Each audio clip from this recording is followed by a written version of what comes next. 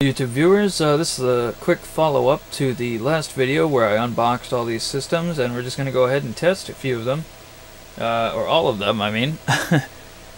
Here is the cleanest of the lot, the one that was not sun damaged at all, you know, where they actually yellow in the sunlight or UV radiation from fluorescent bulbs and things like that.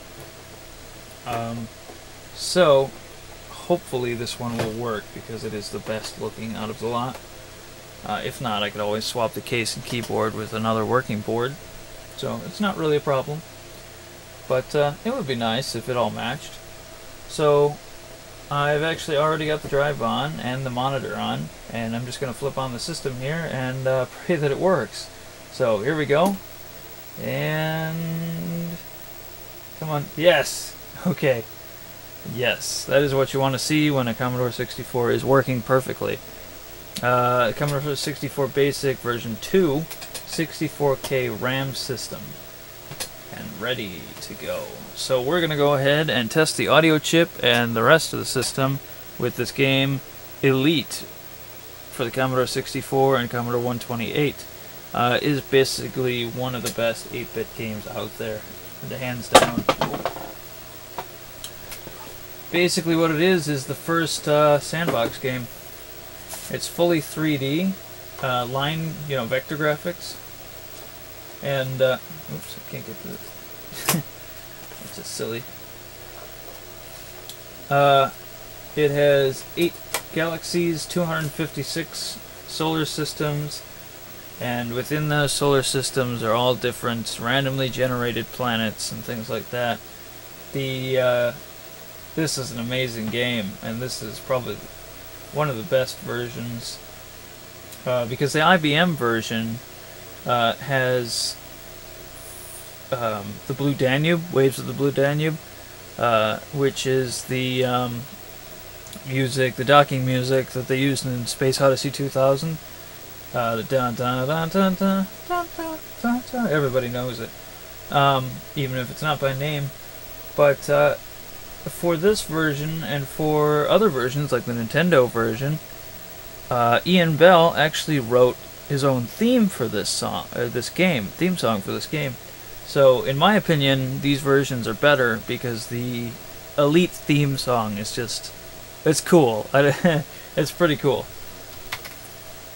And while I like the this chip, I don't know how it's going to sound on this, because this game's from 1985, so it may sound better on the later chip. Some games are just like that. And as you can see, I entered in a load, and then parentheses, star, and then 8, comma 1, which means load the first program on drive 8 floppy disk on track 1.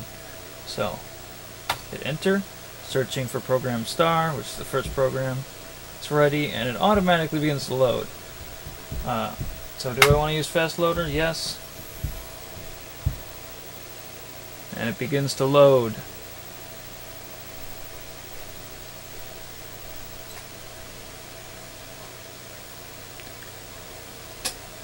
And it's still loading. Even with fast loader, it takes a little bit, but it's considerably faster. And I'm really surprised how quiet the Commodore 64 drive is. Previous to owning, a working system, I'd always heard that they are known as the Thompson of floppy disk drives. And there's the Elite theme.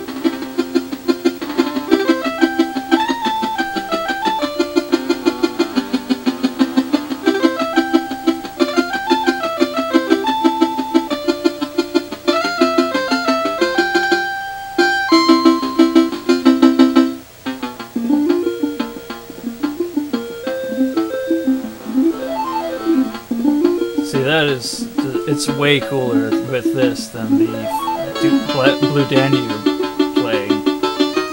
I never really cared for the IBM version for that reason, and because it's not as aesthetically pleasing.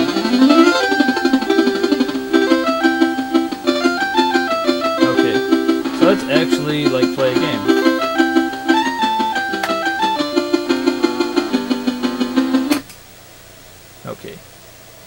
as you may or may not be able to see, I am inside the station.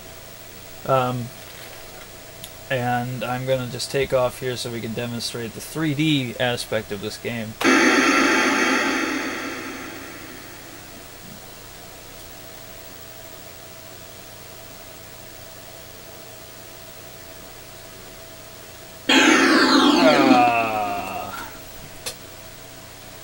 Okay, well that's Elite for the Commodore 64.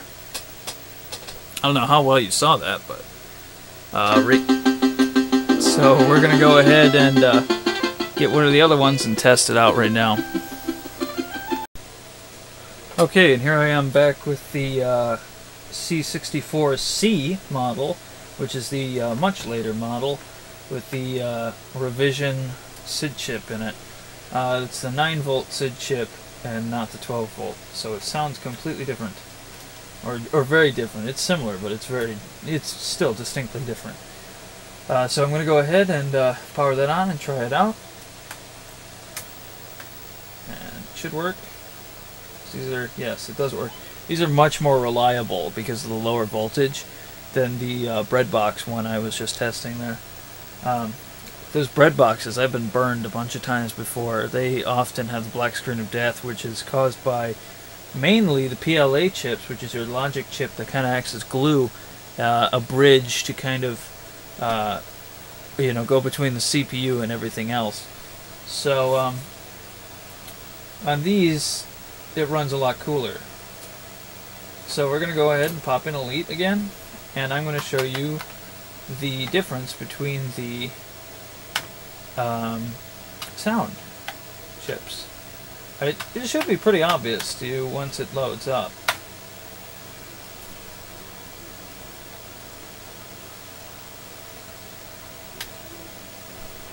I wish this one wasn't so yellowed. It's kind of neat, just because it's weird looking. You know, it's very like 90s because it's yellow and gray, or not yellow. It's yellowed now, but it was supposed to be white and gray. Maybe I could use some of that peroxide solution everybody's talking about to reverse the effects of this. That would be nice, because it would be nice to have actually a white system like it's supposed to be.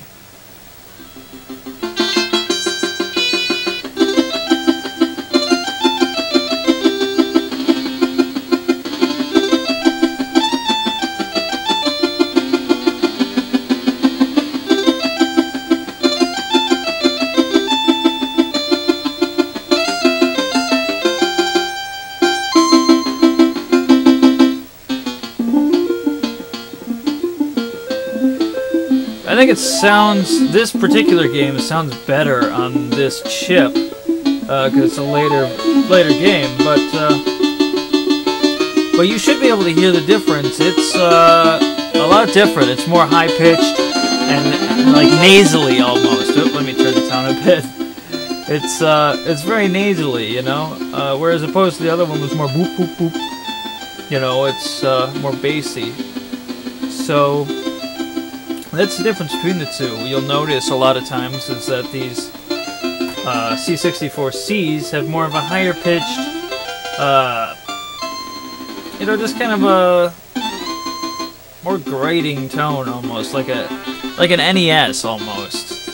It's more like that, yeah, like a NES. So yeah. So let's go ahead and see if the sound effects are any different on here.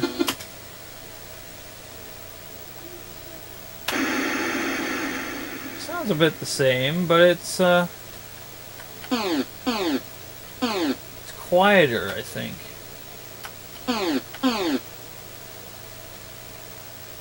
Seems to run a little faster too. It's kind of cool. A little smoother.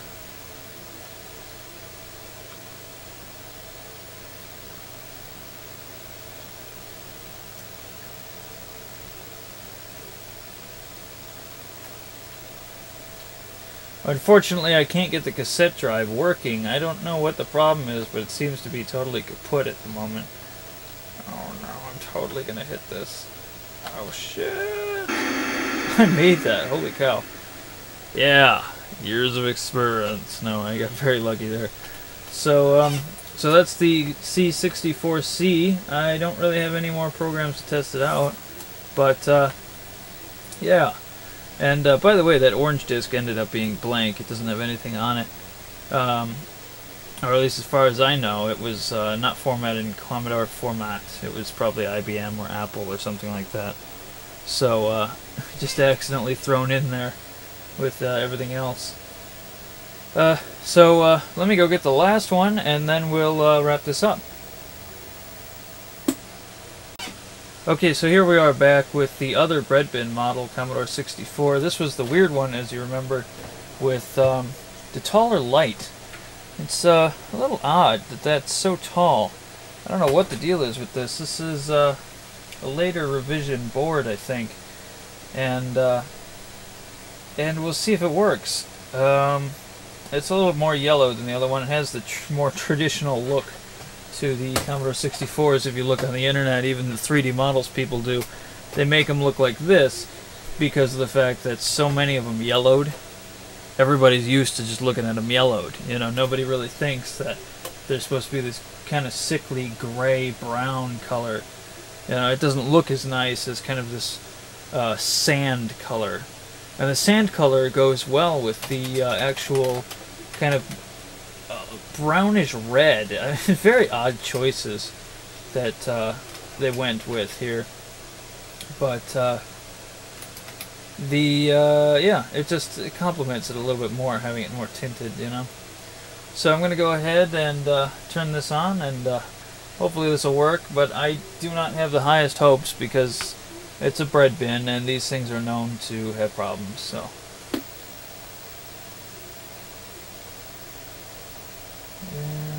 come on.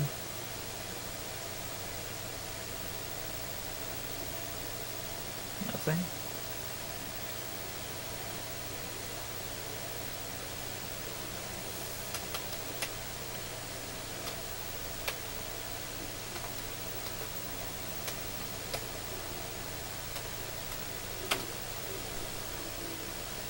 No, there's something going on there.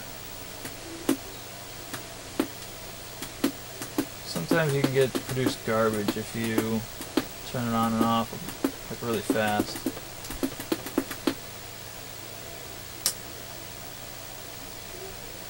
Nope. Okay, this one seems to be suffering from the common Commodore 64 black screen of death. Yeah, probably heard of the blue screen of death from the Windows 95 and 98 days. Well, this is the black screen of death. Commodore users know it well. Basically, it is a PLA failure, or probably a RAM chip failure or ROM chip failure. But it's most likely the PLA, which acts as the glue for all different systems. When that fails, the thing is basically rendered useless. It doesn't do video output or anything. It's just dead. It can't compute or anything. It won't reach this. If it's a ROM or a RAM failure, or even a SID failure, can cause a video problem. You can still access the 1541 drive a lot of times, so this is going to need a super SID or something, or a super SID, a super PLA version 3, I think, or something like that. I'll have to order one, and then we can get this thing back up on its feet again. And then I have another Commodore 64. I have no idea what I'm going to do with it, but it's, you know, hey, why not bring one more back to life, right? So that's it for this video. Catch me next time when I take apart that other 1541 to take a look at what's wrong with the lever on it. It seemed to be a little limp. And check out my other videos while you're here. Thank you for watching. I'm Mad King Coder, and this is Transcendental Airwaves.